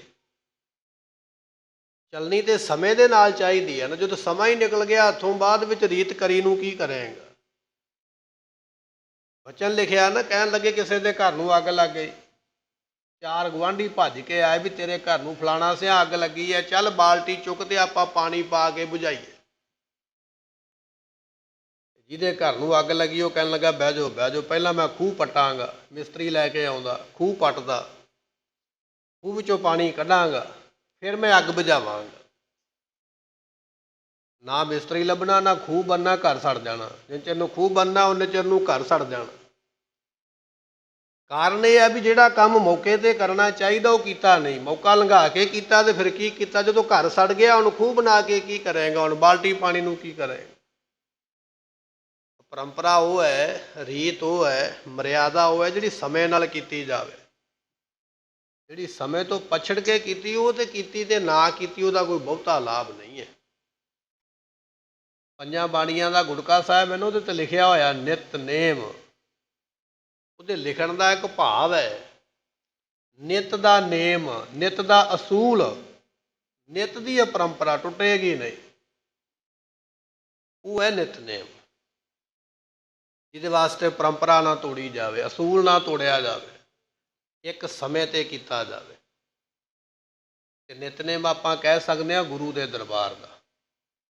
ਗੁਰੂ ਦੇ ਦਰਬਾਰ ਦਾ ਇੱਕ ਨਿਤਨੇਮ ਹੈ ਜਿਹੜਾ ਆਪਣੇ ਸਮੇਂ 'ਤੇ ਹੁੰਦਾ। ਸਾਰਾ ਦੀਵਾਨ ਸਮੇਂ 'ਤੇ ਚੱਲਦਾ, ਪਰ ਸਾਡੇ ਜੀਵਨ ਦਾ ਨਿਤਨੇਮ ਅੱਗੇ ਪਿੱਛੇ ਹੈ। ਉਹ ਫਿਰ ਨਿਤਨੇਮ ਨਹੀਂ ਰਹਿ ਜਾਂਦਾ। ਨਿਤਨੇਮ ਉਹ ਹੈ ਜਿਹੜਾ ਪੂਰੇ ਸਮੇਂ 'ਚ ਚੱਲੇ।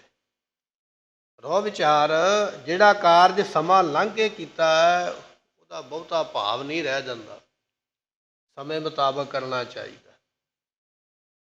ਔਰ ਇਹ ਪਰੰਪਰਾ ਮਰਿਆਦਾ ਹੈ। ਜਦੋਂ ਸਿੱਖ ਧਰਮ ਦੀ ਮਰਿਆਦਾ ਪੜ੍ਹੋਗੇ ਨਾ, ਉੱਥੇ ਫਿਰ ਇਹ ਬਚਨ ਪੜ੍ਹਨਾ ਪਵੇਗਾ ਵੀ ਅੰਮ੍ਰਿਤ ਸੰਸਕਾਰ ਕਿਵੇਂ ਕਰੀਦਾ।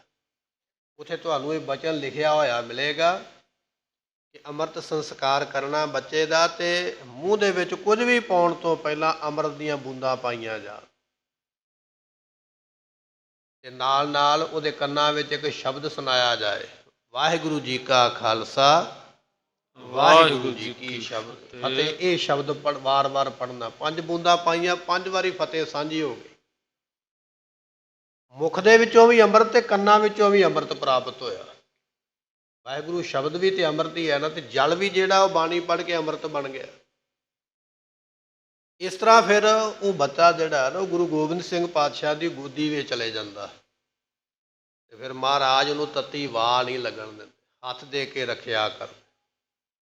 ਪਰ ਜਦੋਂ ਅਸੀਂ ਗੋਦੀ ਵਿੱਚ ਜਾਣ ਹੀ ਨਹੀਂ ਦਿੱਤਾ, ਉਹਨੂੰ ਪਹਿਲਾਂ ਹੀ ਰੋਕ ਲਿਆ, ਗੁੜਤੀ ਕਿਸੇ ਹੋਰ ਦੀ ਦੇ ਦਿੱਤੀ ਹੈ, ਫਿਰ ਉਹ ਜਦੋਂ ਦੂਜੇ ਪਾਸੇ ਚੱਲਦਾ ਫਿਰ ਅਸੀਂ ਭੱਜਦੇ ਹਾਂ ਵੀ ਇੱਧਰ ਨੂੰ ਚੱਲਿਆ, ਹੁਣ ਮੈਂ ਭੱਜਾਂ। ਪਰ ਗੁਰਮੁਖੋ ਜਦੋਂ ਸਮਾਂ ਨਿਕਲ ਜਾਂਦਾ ਹੈ ਨਾ, ਫਿਰ ਭੱਜਣ ਭਜਾਉਣ ਦਾ ਕੋਈ ਲਾਭ ਰਹਿ ਨਹੀਂ ਜਾਂਦਾ। ਰੋ ਵਿਚਾਰ ਮਹਾਰਾਜ ਕਿਰਪਾ ਕਰਨ। ਇਹ ਨੇ ਸੰਸਕਾਰ, ਅੰਮ੍ਰਿਤ ਸੰਸਕਾਰ ਦੀ ਮਰਿਆਦਾ। ਅੰਮ੍ਰਿਤ ਕਿਵੇਂ ਬੱਚੇ ਨੂੰ ਛਕਾਉਣਾ, ਮਹਾਰਾਜ ਕਿਵੇਂ ਬਖਸ਼ਿਸ਼ ਕਰਦੇ, ਇਤਿਹਾਸ ਪ੍ਰਸੰਗ ਬਾਕੀ ਦੇ ਬਚਨ ਆਪਾਂ ਅੱਗੇ ਸਰਵਣ ਕਰਾਂਗੇ। ਸਮੇਂ ਦੀ ਸਮਾਪਤੀ, ਭੁੱਲਾਂ ਦੀ ਮੁਆਫੀ। ਲੇਖਾ ਕਥਾ ਹੈ ਨਾ ਛੂਟੀ ਹੈ, ਬਖਸ਼ਣਹਾਰ ਬਖਸ਼ ਲੈ। ਵਾਹਿਗੁਰੂ ਜੀ ਕਾ ਖਾਲਸਾ, ਵਾਹਿਗੁਰੂ ਜੀ ਕੀ ਫਤਿਹ। ਆਪ ਸੰਗਤਾਂ ਦੇ ਚਰਨਾਂ ਵਿੱਚ ਬੇਨਤੀ ਹੈ, ਕੱਲ੍ਹ ਨੂੰ ਸੰਗਰਾਂਦ ਦੇ ਦਿਹਾੜੇ ਪ੍ਰਾਪਤ ਹੋ ਰਿਹਾ। ਸਵੇਰ ਵੇਲੇ ਵੀ ਸੁੰਦਰ ਦੀਵਾਨ ਸਜਣਗੇ ਮਹਾਰਾਜ ਦੀ ਹਜ਼ੂਰੀ ਵਿੱਚ, ਅਤੇ ਇਸੇ ਤਰ੍ਹਾਂ ਨਾਲ ਆਪ ਸੰਗਤਾਂ ਵਾਸਤੇ ਲੰਗਰ ਪ੍ਰਸ਼ਾਦਾ ਵੀ ਤਿਆਰ ਹੋਵੇਗਾ। ਸ਼ਾਮ ਦੇ ਵੀ ਦੀਵਾਨ ਸਜਣਗੇ, ਨਾਲ ਨਾਲ ਗੁਰੂ ਕੇ ਲੰਗਰ ਵੀ ਆਪ ਸੰਗਤਾਂ ਵਾਸਤੇ ਤਿਆਰ ਹੋਣਗੇ। ਆਪ ਸੰਗਤਾਂ ਨੇ ਵੱਧ ਤੋਂ ਵੱਧ ਹਾਜ਼ਰੀਆਂ ਭਰ ਕੇ ਲਾਹੇ ਪ੍ਰਾਪਤ ਕਰਨੇ। ਵਾਹਿਗੁਰੂ ਜੀ ਕਾ ਖਾਲਸਾ, ਵਾਹਿਗੁਰੂ ਜੀ ਕੀ ਫਤਿਹ। ਸਤਨਾਮ ਸ੍ਰੀ ਵਾਹਿਗੁਰੂ ਸਾਹਿਬ ਜੀਓ। ਸਿੱਖੋ ਸ਼ਬਦ ਪਿਆਰਿਓ,